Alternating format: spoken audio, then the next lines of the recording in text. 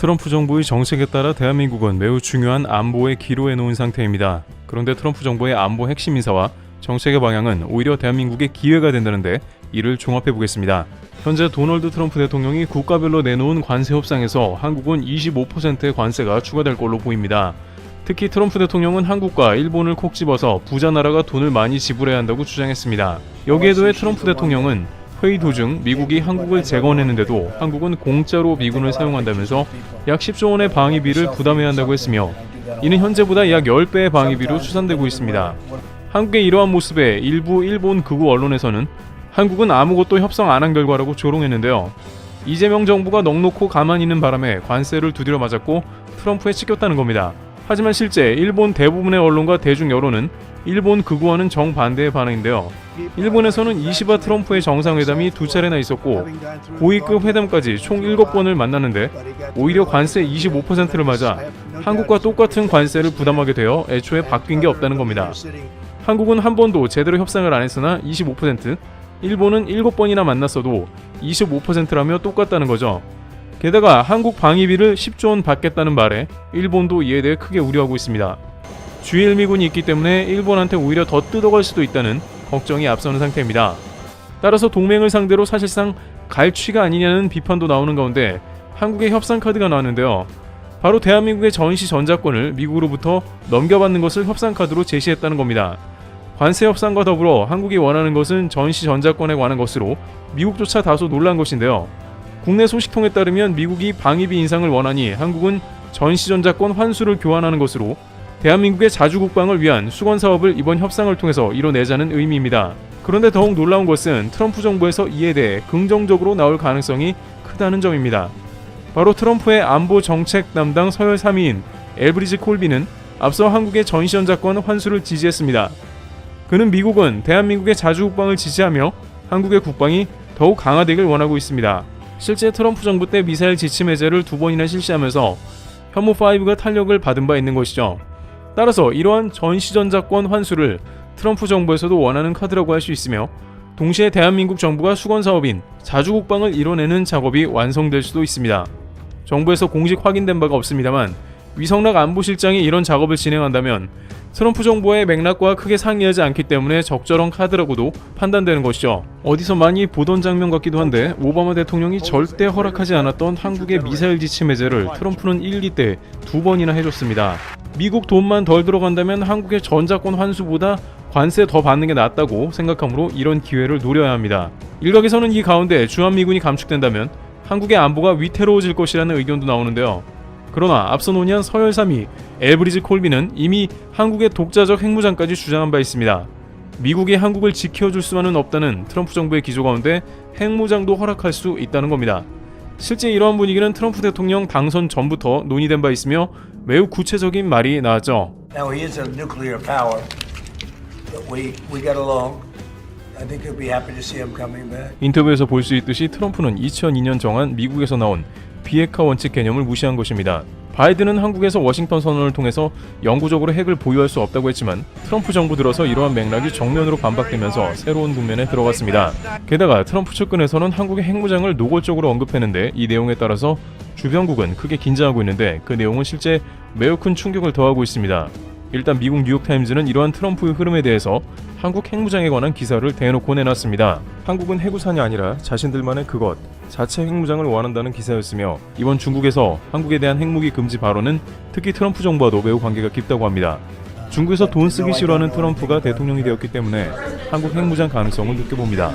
이런 것은 중국이 소름 돋을 정도로 정확하게 국제 정세를 파악하고 있다는 뜻이 되는데 중국의 국익에 부합하지 않는 것은 가차없이 사전에 잘라내기 원하기 때문이기도 합니다. 동북아시아가 전장으로 바뀔 수 있는데 핵무기가 한국에 놓여있다면 훨씬 거북해지기 때문이죠. 여기에 한국은 현무5 등을 공개하면서 사실상 중국 전역에 핵탄두를 탑재해 발사할 수 있는 능력이 있죠. 따라서 중국은 한시라도 빠르게 대한민국의 핵무장을 금지시키는 것을 법제화하려는 겁니다. 그런데 중국 외교부는 금주 홈페이지를 통해서 핵전쟁의 최우승자는 없다라면서 핵무기 선사용 불가를 제안했고 핵무기를 전면 금지하며 전 인류의 공동 이익에 부합하자 했습니다. 또한 중국 핵무기 개발은 핵 독점을 막기 위한 것이고 다른 나라를 위협하기 위한 게 아니며 자주 국방과 자위, 국가 전략 안보, 세계 평화 안정에 기여하기 위한 것이라고 명시했는데요.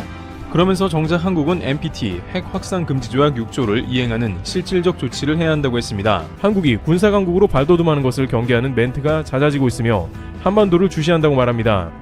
홍콩의 언론 SMP도 한국의 로켓 발사 기술이 전 세계 7번째이지만 주변국들이 우려하는 모양새라고 전하며 이는 곧 한국의 미사일 기술이 진일보했음을 보여줘 동북아시아의 군사 강국으로 자리매김한 것이라 말합니다. 일본의 경우에는 대놓고 한국의 로켓 발사를 군사적 목적의 전환이라고 비판하는 경우는 없었습니다. 당장 미군들이 한국과 일본에 나눠서 주둔하므로 양자 간의 물리적 충돌은 불가능하기 때문일 것입니다. 다만 그 가운데 트럼프는 북한에는 따로 딜을 하고 한국에는 주한미군 철수 관련한 딜을 진행할 수 있는데 이는 트럼프 측근이 집권 1기와는 달리 현재는 트럼프의 주장을 모두 수용하는 참모들로만 구성되어 있다는 겁니다. 그러다 보니 트럼프는 자신이 주장한 모든 사안을 관철시키려 들 것이고 주한미군 철수도 도마에 오르는데 이 과정에서 미국은 핵 우산보다 다소 진보한 옵션을 대한민국에 제공할 가능성이 큰 것으로 예측되고 있습니다.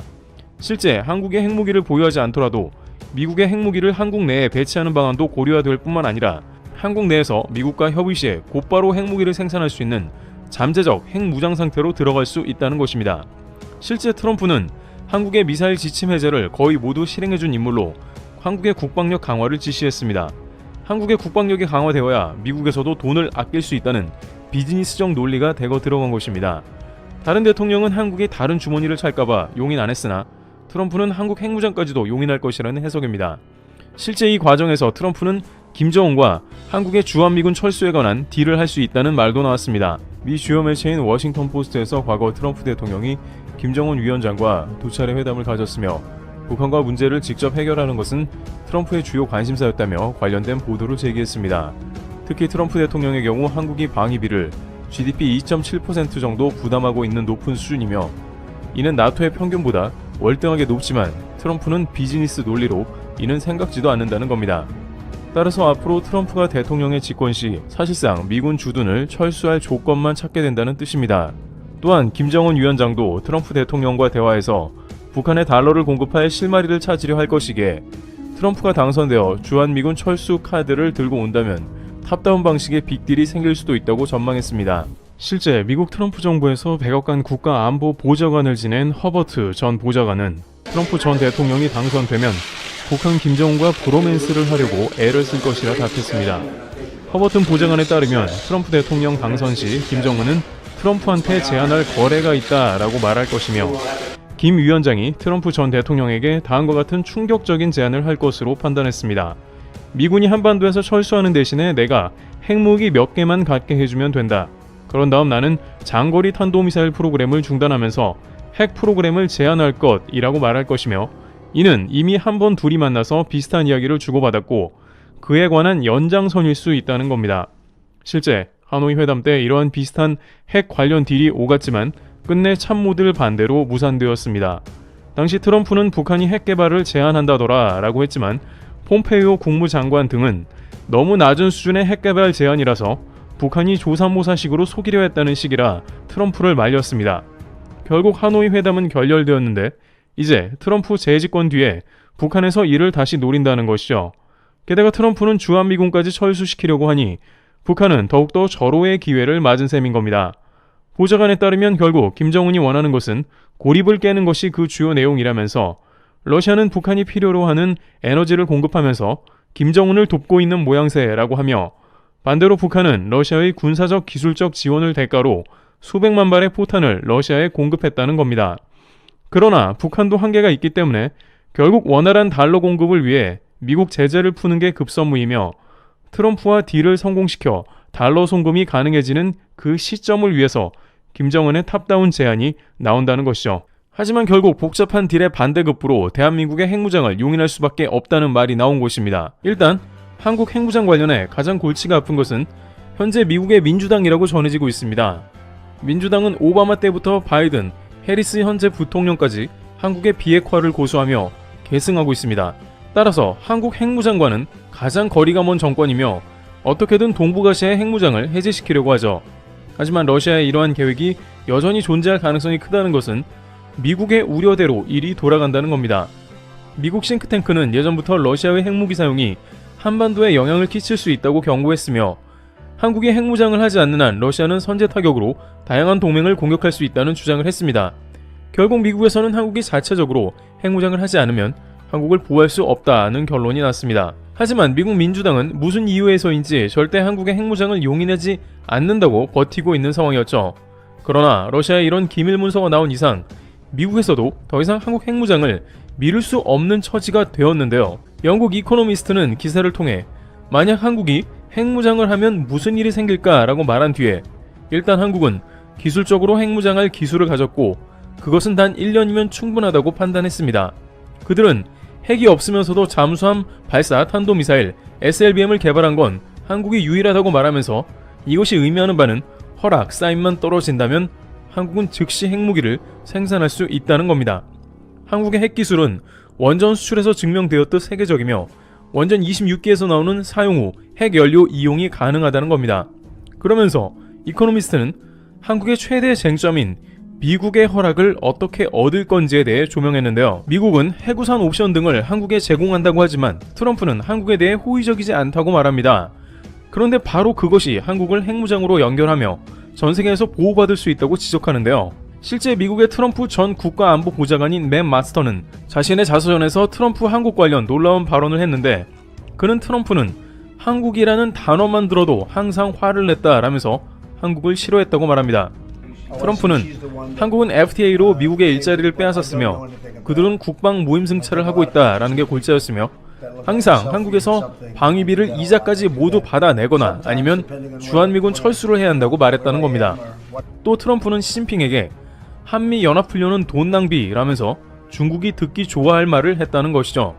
따라서 트럼프가 당선이 된다면 임기 초반부터 강력하게 주한미군 철수를 몰아붙일 가능성이 매우 큰데 그 대신 한국의 반대급부로 자체 핵무장을 용인하는 빅딜이 성사될 수 있을 것으로 내다보는 겁니다. 일각에서는 한국이 핵무장하면 국제사회에서 매장되며 한국은 모든 무역의 불이익을 감수해야 한다라고 하지만 미국 트럼프 대통령이 앞장서서 이를 커버하기 때문에 미국이 보호하는 관계로 한국은 위기를 넘긴다는 것이죠. 물론 중국을 비롯해서 주변국들은 반발이 거세겠지만 미국을 이겨낼 국가는 전 세계에 아무도 없는 게 사실입니다. 따라서 이런 흐름 가운데 한국의 핵무장은 한국의 기술력과 더불어 미국 정권 교체로 의외로 빠르게 온다는 겁니다. 이런 발표가 나자 중국에서는 트럼프가 당선되는 게 중국 경제에 이득이라고 생각했다가 발칵 뒤집혔는데요. 중국 국방에서는 영국 이코노미스트 분석에 동의하며 한국은 실제 핵탄두 3,000개 이상의 생산 능력을 보유했으며 ICBM, SLBM 등 핵탄두를 실어 중국의 모든 지역까지 커버해 발사할 수 있는 능력이 있다고 강조하면서 한국의 핵무장은 중국의 가장 큰 위협이 되며 동시에 남중국해 패권까지 영향을 끼친다고 우려했습니다. 중국 군사 전문가 숭중핑은 한국 핵무장으로 인해 동북아 밸런스가 깨질 수 있다 하면서 가장 조심해야 할 것으로 지적했습니다. 중국은 자신의 핵무기는 늘려가면서도 주변국이나 전세계 핵무장은 거세게 반대하고 있는데 그 중에 가장 핵무기를 빠르게 만들어낼 수 있는 한국의 핵무장에 대해서 우려하고 있는 것입니다. 게다가 트럼프 당선으로 인해서 한국이 핵무장 되면 대만 역시 포기해야 할 수 있다고 여기고 있는데요. 최근 전세계 군사 매체 등에서는 중국이 대만을 침공한 뒤에 북한을 부추겨 한반도 침공을 할 수 있다는 예상이 나왔습니다. 중국도 자신이 대만을 침공하면 혼자 미국과 혹은 연합군 등 다양한 세력과 싸워야 하는 쉽지 않은 싸움을 해야 합니다. 따라서 핵이 있는 북한에게 한국을 공격하게 하고 미국 등 동맹의 힘을 분산시키는 전략을 구사할 수 있다는 것이죠. 하지만 트럼프 당선으로 한국이 핵무장을 해버리면 대만을 쳐들어가는 데 있어 북한을 배제해야 합니다. 한국이 핵을 보유하면 북한도 쉽게 움직일 수 없으며 러시아도 중국을 돕는데 꺼리게 된다는 것이죠. 이처럼 전세계 강대국들은 한국의 핵무장이 멀지 않았다면서 관련 내용을 강조하고 있는 시점입니다. 어제자 영국과 프랑스는 해구산을 제공하기로 하는 골자의 협의를 갖기로 했습니다. 이는 도널드 트럼프의 미국 정부에서 이제 유럽을 더 이상 지켜주지 않는다는 판단 가운데 유럽에서 자체적인 핵 방어 시스템을 갖출 필요성이 생기기도 했다는 뜻입니다. 게다가 트럼프 정부는 이러한 방향성을 추구하고 있으며 미국의 국방 예산을 아끼려고 합니다. 그 가운데 이제 미국에서 한국의 핵무장론이 급격하게 떠오르고 있는 것도 확인되고 있습니다. 미국의 사령관은 주한미군 감축도 대놓고 논하고 있는 가운데 미국도 지지한다는 한국 핵무장론을 종합해보겠습니다. 첫 번째, 미국의 방향성이 완전히 바뀐 이유. 우선 지난 이틀간 미국에서 가장 많이 나온 무게감 있는 이야기는 한국을 핵무장시켜야 한다는 의견이었습니다. 하지만 이것에 보충해서 미국은 발빠르게 제2의 옵션이라도 보강해야 한다는 의견이 나왔는데요. 우선 전 트럼프 행정부의 후커 보좌관은 당장 한국을 핵무장시켜야 한다는 취지로 발언했습니다. 싱크탱크인 카토 연구소에서도 이제는 북한을 대처하는 데 있어서 한국의 독자적 핵무기 개발을 받아들여야 한다고 했고, 일부 전문가들은 한국은 독자적으로 핵무기 개발이 가능한 국가이며 빠르면 6개월 내도 가능할 것이라며, 여기에 ICBM 기술까지 확보한 한국은 핵무기를 장착해 지역에서 누구도 넘볼 수 없는 전쟁 억지력을 가질 것이라 했습니다. 그러면서 핵 확산을 우려하는 많은 이들은 북한을 핵무기 보유국으로 받아들이지 말자고 하지만, 가장 큰 문제는 북한이 이미 핵무기를 개발했으며 이에 즉각적인 위협을 하고 있다고 밝힌 것입니다. 또한 미국이 아무리 핵우산 옵션을 제공해봤자 북한의 핵무기 수가 많을수록 미국에 대한 신뢰성은 하락하기에 한국이 북한과의 핵전쟁 발생 시 미국이 자기 희생을 할 것이라고 한국에서 믿지는 않을 것이라 했습니다. 그러면서 한국의 핵무장은 많은 이가 반대하지만 결국 미국의 도시와 사람들이 북한의 인질이 된다며, 이 시점에서는 새로운 길인 한국의 독자 핵무장을 해야만 북한의 야망이 좌절될 가능성이 크다고 언급했습니다. 여기에 더해 제2옵션으로 미 상원에서는 한국의 핵무장을 많은 이들이 반대한다면 적어도 핵무기 전진 배치는 물론 한국 등의 핵공유 협정을 빠르게 추진해야 한다고 주장했으며, 과거에 미국 핵무기를 배치했던 것처럼 한국에 핵무기를 배치해야 한다고 제안했습니다.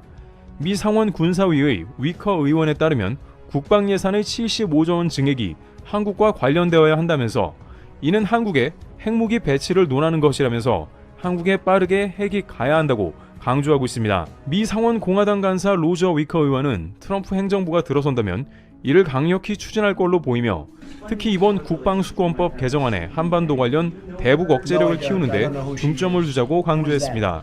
즉 미국도 미국의 핵 위협이 지긋지긋한 데다가 이제 리더격인 러시아까지 북한에 내려오려고 하자 결국 한반도의 독자적 핵무장 개발 혹은 최소한 2옵션으로 미국 핵무기 직접 배치를 논하는 것이죠. 물론 이에 대해 국내에서는 미국 핵무기 배치 2옵션은 부적절하며 독자적 핵개발로 가야 한다는 목소리가 많습니다.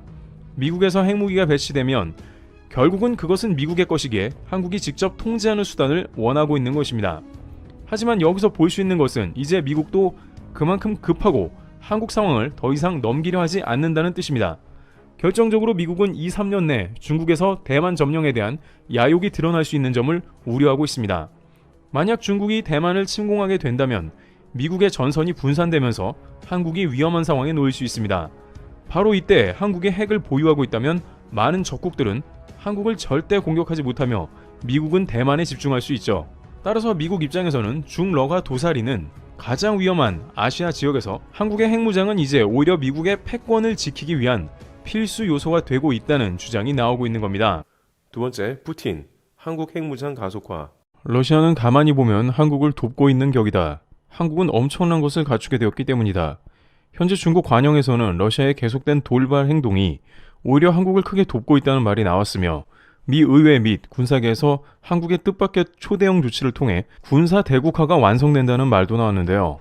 최근 시진핑 주석은 다시 한번 푸틴 대통령을 만났으며 양국의 우호를 증진시키자는 의견을 주고받았지만, 이 자리에서 중국은 사실 러시아를 보는 시선이 상당히 껄끄러워졌음이 드러나버린 것입니다.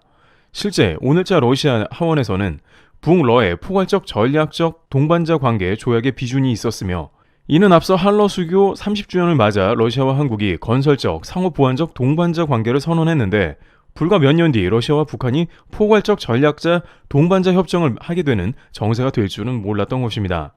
결국 이 가운데 북한군의 러시아 파병과 동북아 정세가 매우 심상치 않게 돌아갔다고 하는 상황인데요. 하지만 중국에서는 이를 두고 한국에 벌어지는 두 가지 사안을 크게 두려워한다고 전해지고 있습니다. 외신에서는 이를 두고 동북아의 최종 승리자는 대한민국이 될 수 있다는 의견도 제시합니다. 첫 번째, 미국, 한국 핵무장화 서두른다. 미국 뉴욕 타임즈에 따르면 러시아가 북한과 상위 방호 조약을 맺은 것은 냉전 시대로 확실히 돌아갔다고 분석했으며, 중국을 비롯한 주변국에서는 예상치 못한 위험이 동북아에 증폭되어 적지 않게 당황한다고 말했습니다.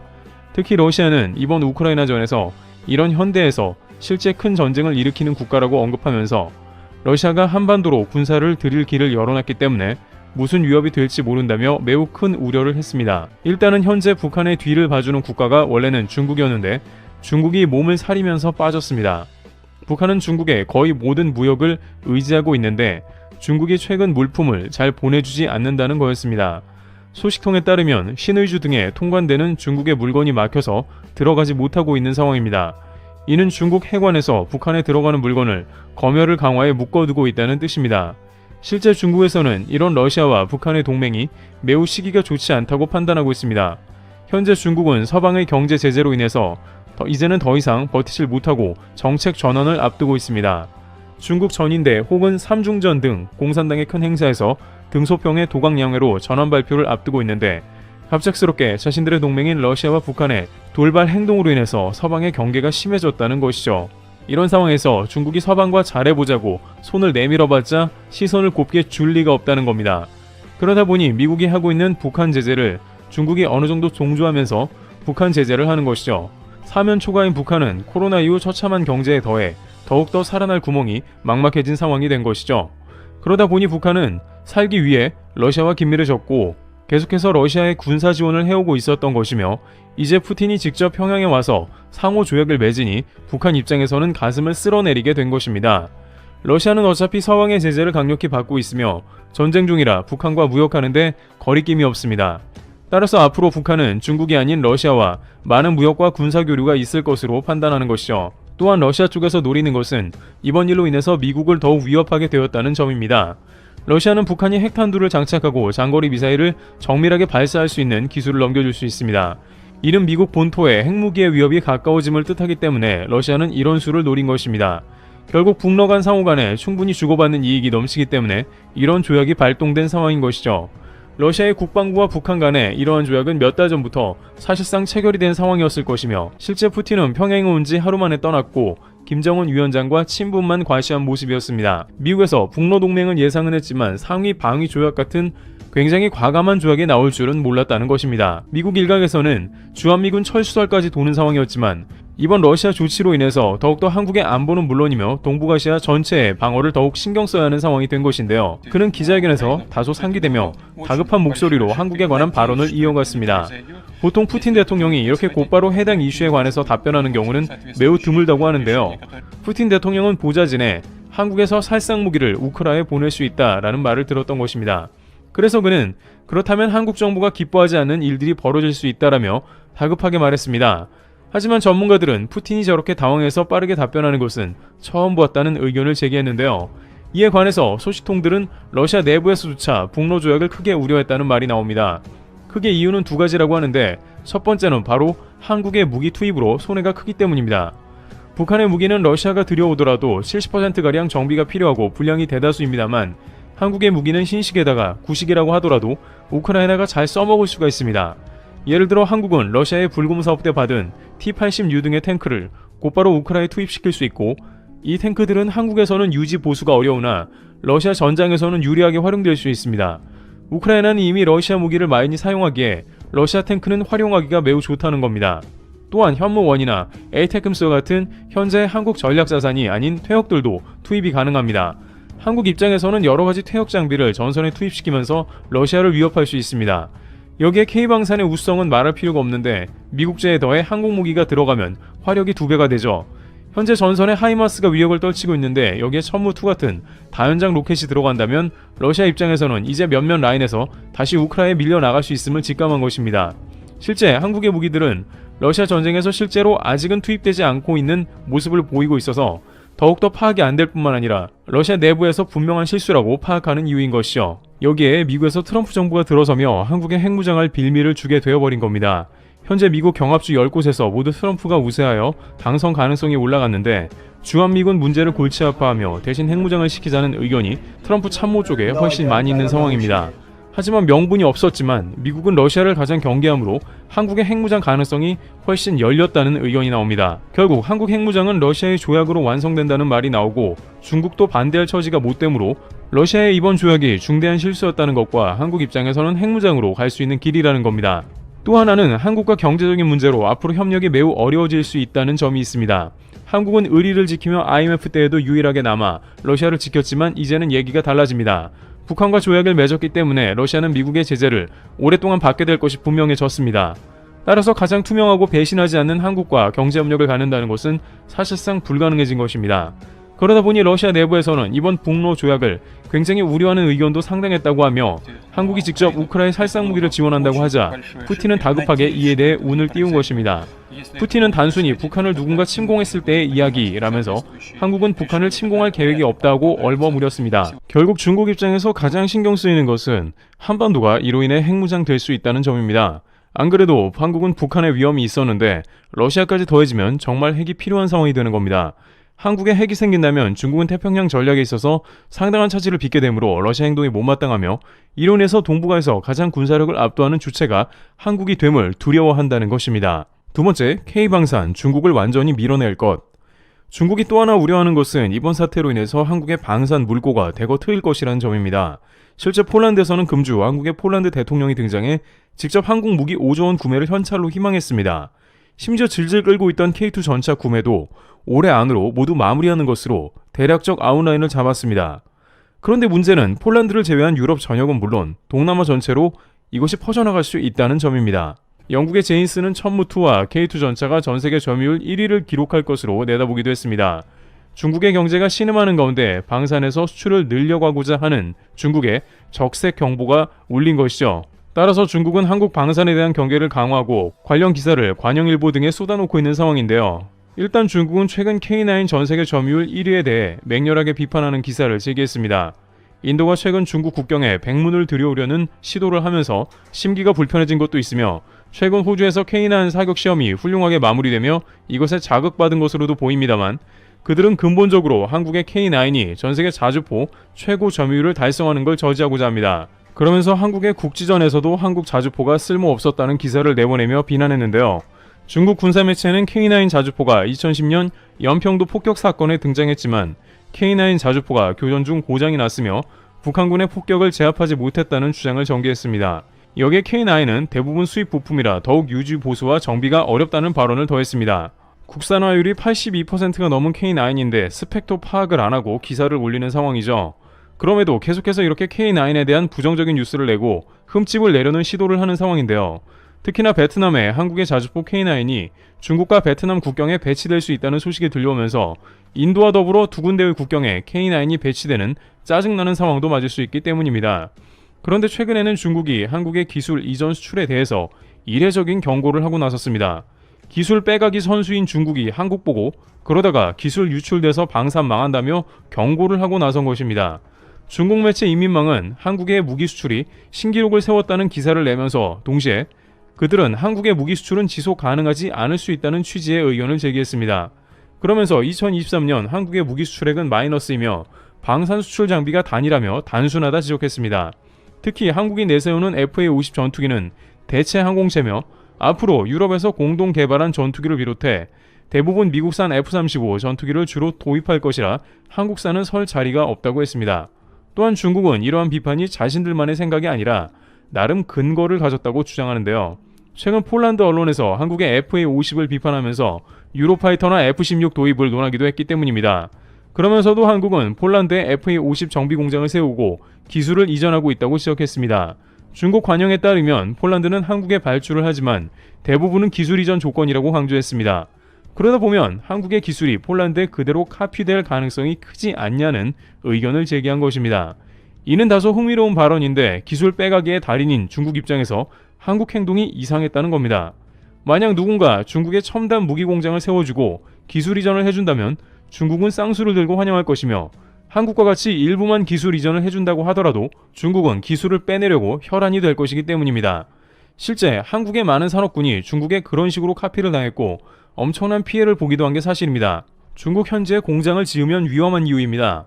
물론 반도체와 같이 중국이 수백조 원을 허공에 날려도 카피가 안 되는 사업이 존재하긴 합니다만 기술 빼돌리기 전문가들이 봤을 때는 한국이 하고 있는 현지 공장 설립 기술 이전이 너무 위험하다는 겁니다.